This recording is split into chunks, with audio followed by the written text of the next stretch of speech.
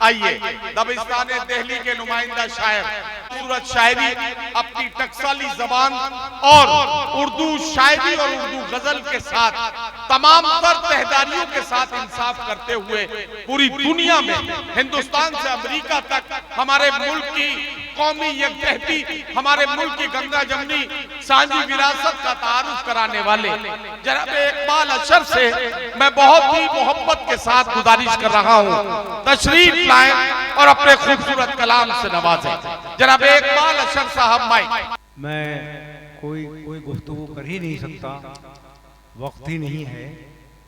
और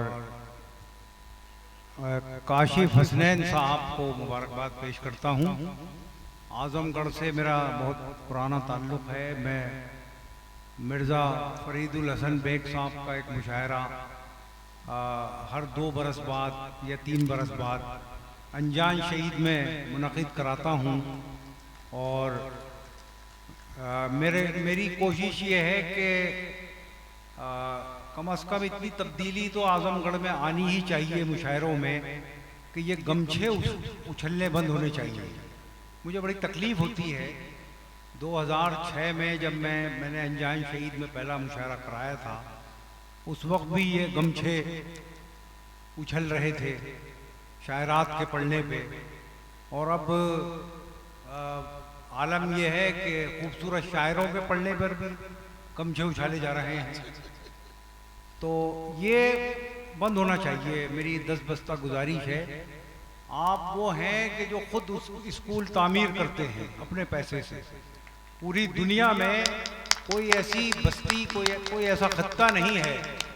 मैं मुशायरों की तारीख पर एक किताब लिख रहा हूँ, उसमें मैंने लिखा है कि आज़मगढ़ के मुशायरों में सामीन को टिकट खरीदने पड़ते हैं और टिकटों से जमा की हुई वो रकम और उसका कुछ हिस्सा जो है वो स्कूलों की तामीर में लगाया जाता है।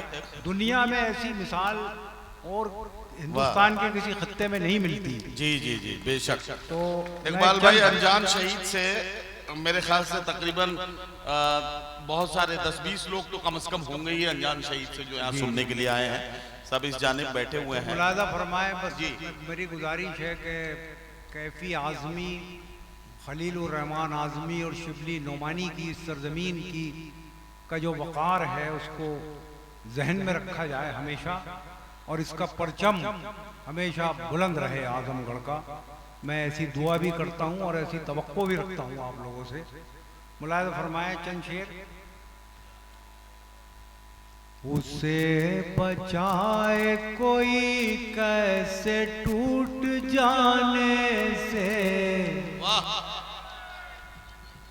उसे बचाए कोई कैसे टूट जाने से, वो दिल जो बाज न आए फरेब खाने से, वो दिल जो बाज न आए फरेब खाने से, वो शख्स एक ही लम्हे में टूट फूट गया,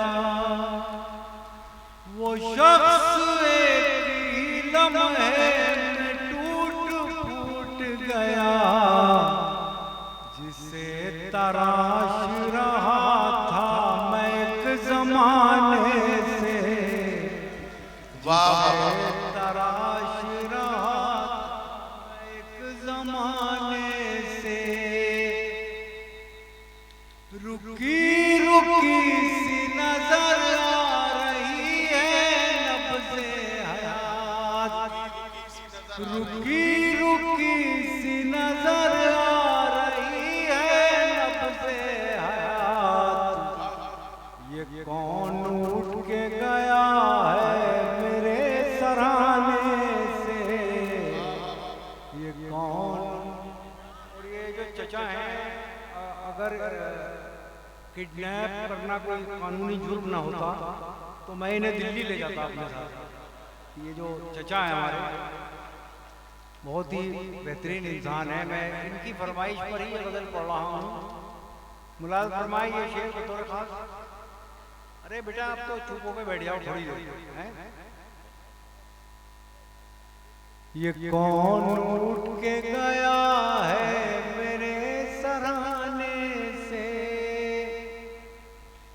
न जाने कितने चरागों को मिल गई शोहरत,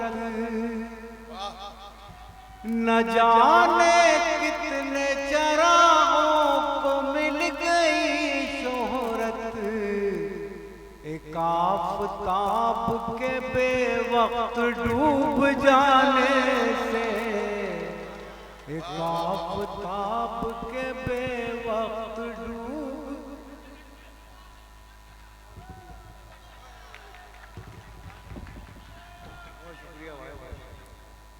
एक आफताब के बेवक्त डूब जाने से,